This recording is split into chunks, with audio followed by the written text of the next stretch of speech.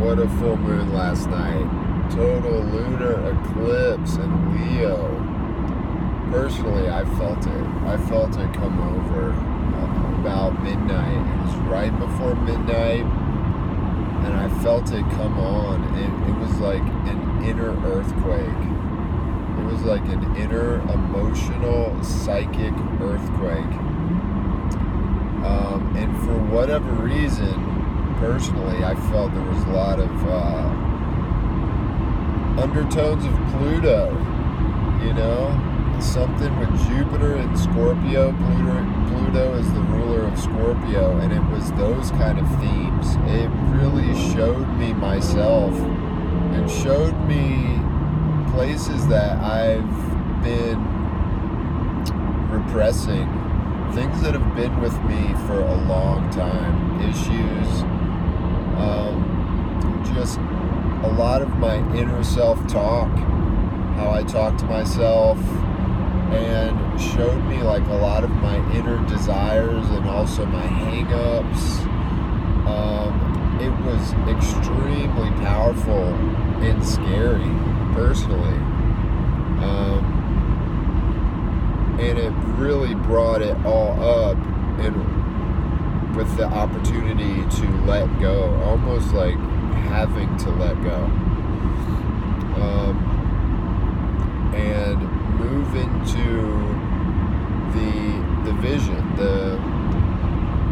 everything I was talking about in the last video before the full moon happened. That, like I said, I mean, pretty much everything I said came to pass for me personally.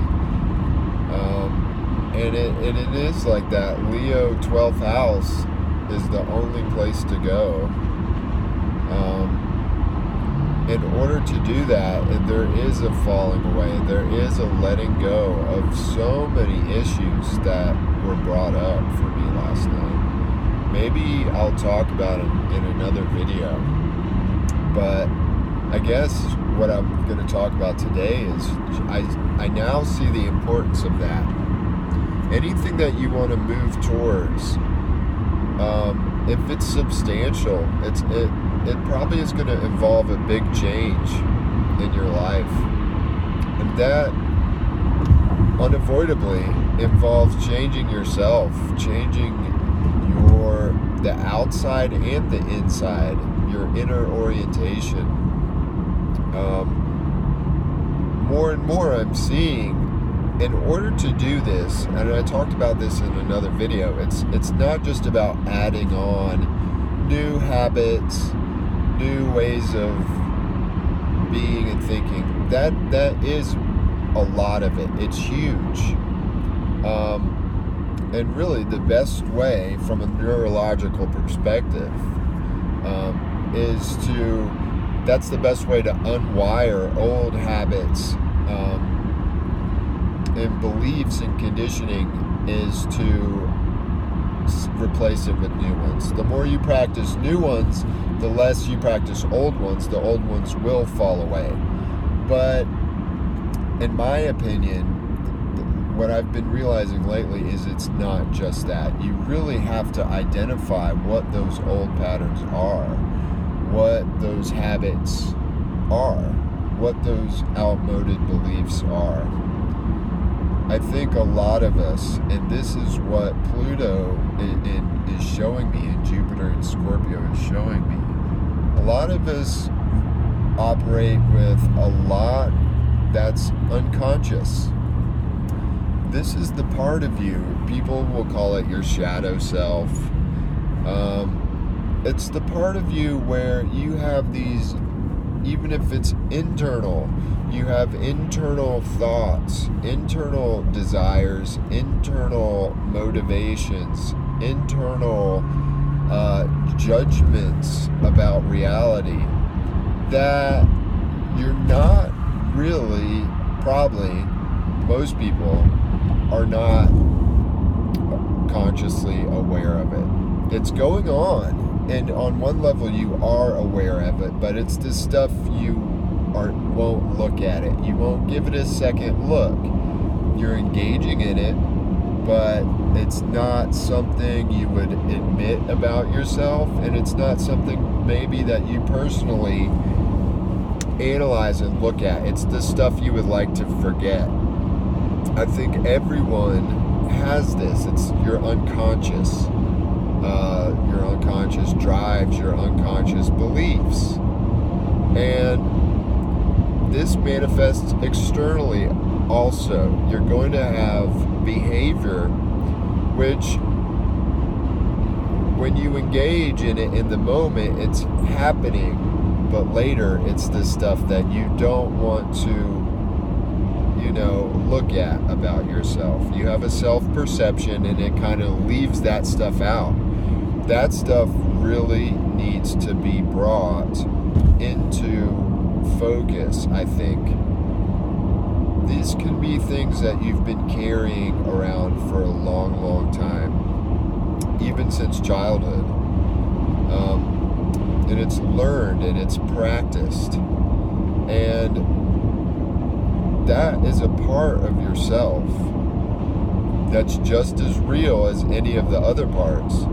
But it has to be brought into conscious focus in order to reconcile it. And the actual process of reconciling can mean many, many different things. Maybe you just accept it. Maybe you bring it into focus and say, that's just me. That's just how I am. That's the all of it. That's the real. Maybe you bring it to focus and you don't like what you see.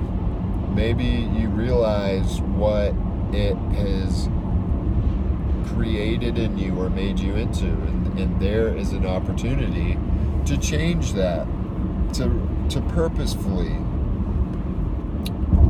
change your behavior and point towards something else. And now that you've brought it into the light, you can stop the activation of that circuit. I don't think this can happen without the light of consciousness. It's all about methods of delving into the unconscious, methods of being able to see yourself from a different perspective in order to see all the stuff that your ego would like to repress, because it doesn't adhere to the self-perception that your ego wants to have. Your ego, which is formed, has the pressure of society with all the weight behind that, the evolutionary roots of, if you're not accepted, if you're not perfect, you will be ostracized and banished. And in ancient times, that was a serious thing. And all those factors and currents and pressures are still going on in society. A lot of times we take them for granted, but you'll get it from everyone you're involved with just about. At certain times, they'll, let you know that you're not conforming to their worldview. My point is, your ego is built to deal with that, okay? That's your function of your ego. And it's very, very important for your ego to have a self-perception where you're always looking at yourself in the best light. You always think that you're in the right and that you're a great person and, you're close to perfection. And everybody else, I guess maybe not everyone is this way, but think about it. Even people who do horrible things, most of the time, I bet they're rationalizing it in their mind. Their ego is performing a function that is telling them that they're in the right, or that they have a reason or excuse to do horrible stuff that they're doing to other people. That arises from the ego. So your ego needs to repress certain aspects of yourself in order to kind of function, for it to exist. If you go against it and you bring all of yourself into focus, all the messy parts and the bad parts, it's going to destroy your ego, because the ego's function is to always paint yourself in the best light. People may argue with that, but it's true. Otherwise, it would be very uncomfortable.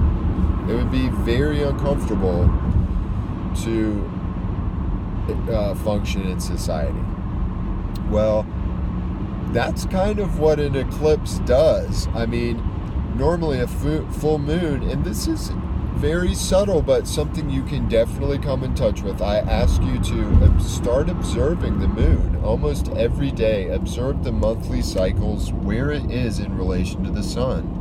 But when it's full, it's fully illuminated by the light of the sun. And you'll notice at that time of the month that things become illuminated. Issues, problems, ideas, visions will become more clear and more illuminated during a full moon. This eclipse, however, is different because the Earth is in the way and the light does not reach the moon, and many people interpret that as you don't have that reflection back. So that's when the unconscious comes up and you're only with yourself and you can see it. That's what you want to do to really be able to change yourself and really be able to change who you are. You can't just change the conscious surface of things. Then you're kind of faking. You have to get deep inside and see yourself for all that you are and really look at it, and it does take a form of acceptance, but that doesn't mean reconciling yourself to live with it. It could mean that. It depends on you and your heart and what your inner self is telling you and what the universe is telling you. You may see a lot of stuff that you don't like, that you've been repressing, you haven't been looking at, and there's your opportunity to consciously change that. So there's many practices that are good for this. I think meditation and yogic practice is very good for this. I think certain psychedelics are good for this. I don't recommend that for everybody, but under safe conditions, it can be very helpful. Probably psychotherapy. One thing I've found is recording yourself like this. Start to document your life. Not just performing for the camera, fabricating some fake performance for a camera of a character, but really documenting yourself in mundane moments. It helps you see from a different perspective. That's all we're trying to do with this, is see all of yourself. Try to see all of yourself. Be aware of this subconscious currents running in your mind, and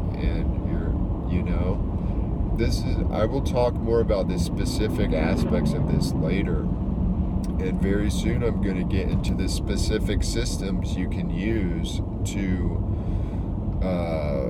work with this and to change it and to kind of get to different levels. But that's just what I wanted to talk about, is the unconscious, that there's certain times in life where that will come up and you have to face it, and then it's your choice what you're going to do with it. But stop lying to yourself. If you find yourself constantly having to rationalize either to yourself or to other people, or in your head with other people, rationalizing, making excuses, anything like this, you might be repressing and not looking at a lot of your behavior a lot of your internal motivations and judgments about things, and those need to be examined to truly change. But anyway, I have to GPS something, so I will see you next time. All right, bye.